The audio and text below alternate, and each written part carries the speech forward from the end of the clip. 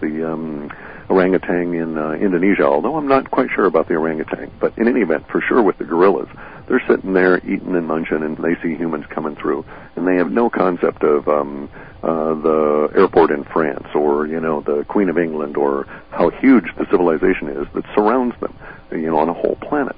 And they're sitting there in isolation of it all. We have to acknowledge that many people think that our civilization is at a crux, and I would agree with that, where we're going to make a transition from what's known as the status 0-0 civilization to a status 1. Status 1 is where we have a planetary concept, we're acting in more or less unison in our combined best interest as a species, and we're in the process of moving off-world, one way or another.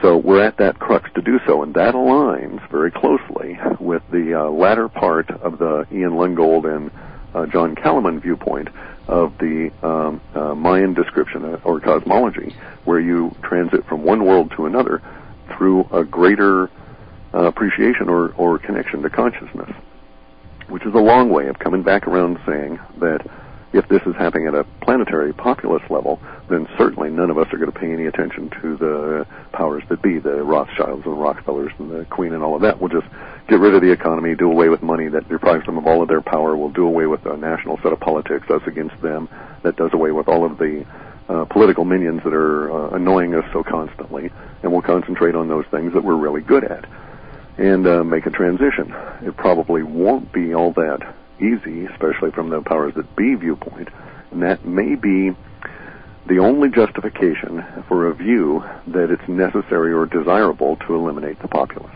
We see a lot of people, for instance, the newly appointed science guy for Obama has a history of discussing depopulation.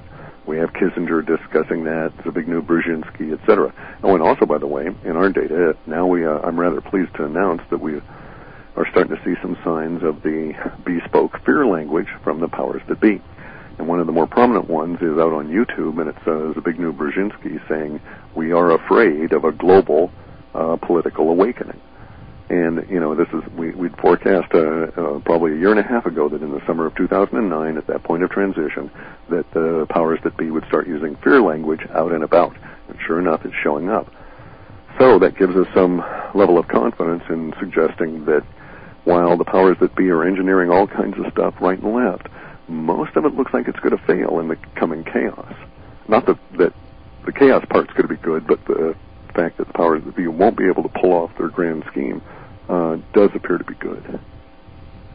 Okay, this is very elementary here, but there is, let's see, in different parts here. It is going to be chaotic, which is good. Chaos is a good form of creation, but it's going to be rather horrific what is happening. I mean, we're already seeing people with minds more out of control or thinking more out of control than we ever have before. I mean, yes. There's lunacy out there. Yes. Gurdjieff called it the solilunius. Yes.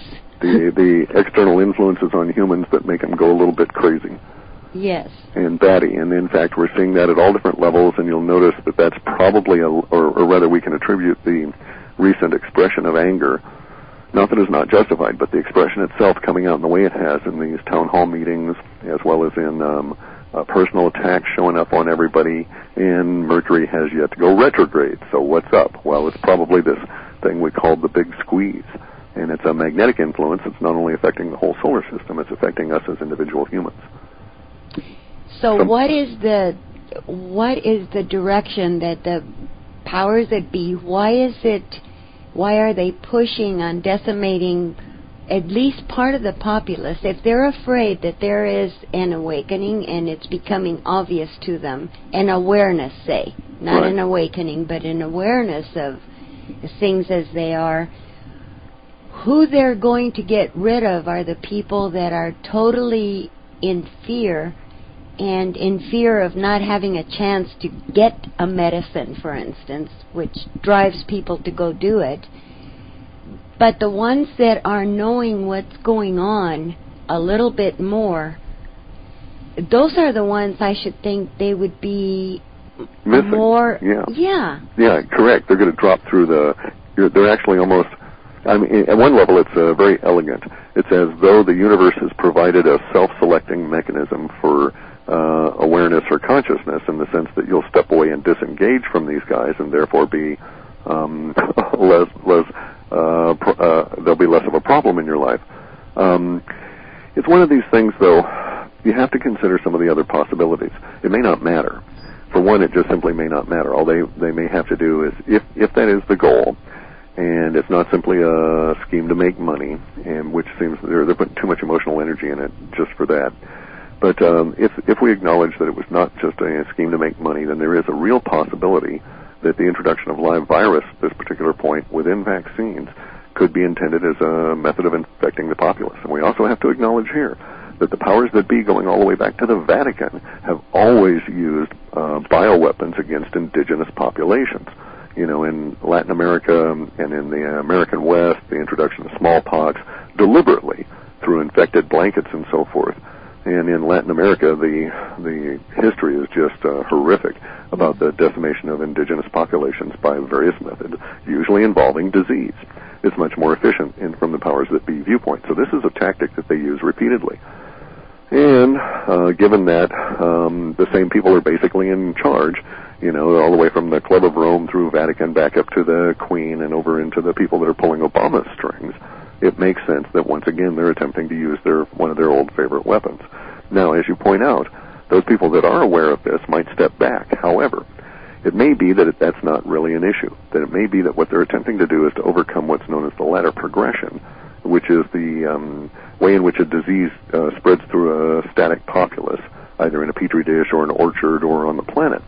And they're attempting to overcome this because it would naturally die out as you thin out the populace, as the number of trees die. It's less easy for the disease to spread to the next tree. Sort of makes sense? Right. Okay, so there may be attempting to overcome that by seeding the populace in various different areas. That would be my strangest conspiracy kind of fear-related language around this subject. And if that's the case, then it doesn't matter if you take the vaccine or not. Those who do take the vaccine will become walking factories for producing whatever kind of virus that the powers that be want spread out. That makes sense. And it also affects progeny, so... Correct. Okay. And since we're all basically in a giant petri dish, in the sense that we're all trapped on the planet, we can't isolate ourselves to any meaningful degree, then sooner or later we'll all come in contact with it. Now, the previous examples of horrific pandemic that everybody always cites is 1918. And we don't know how many people died from the quote, Spanish flu in 1918. That period of time, there were actually 3 separate waves. In Russia, some of the numbers there suggest that in Russia, 50 million died. And that may double or add a third again as many as the total was supposed to have been. So, that being the case, we also have to acknowledge that usually some significant portion of the populace does not die. If we take the lethality of the Black Plague, that was a 1/3 mortality rate. So that's been one of the highest that there ever was. It caused huge social changes. But from the viewpoint of the powers that be, again, it doesn't make any sense to me because I can't see that it accomplishes their goal.